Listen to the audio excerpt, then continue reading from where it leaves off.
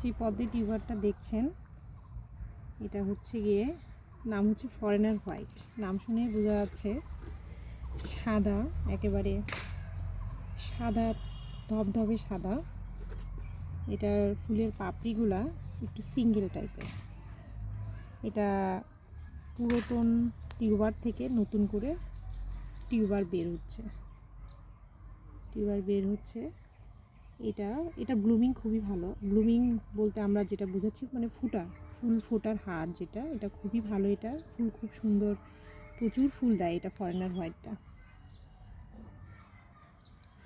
White. এই দেখুন,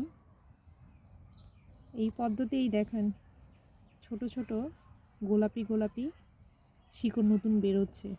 এই যে যখন নতুন শিকড়টা আরেকটু বাড়বে তখনই আমরা এই পদ্মের টিউবারটা লাগানোর জন্য উপযুক্ত হবে। এখন উপযুক্ত হয়নি। এই সময়টাতে আমরা তুলে এভাবেই পাঠিয়ে থাকি।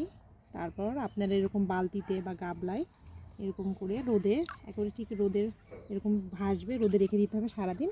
তারপরে এরকম শিকড়টা আরও বড় হয়ে আরও মোটামুটি আধা ইঞ্চির মতো হবে, তখন আমরা লাগিয়ে দিব। ফরেনার হোয়াইটটা ফুটে খুব ভালো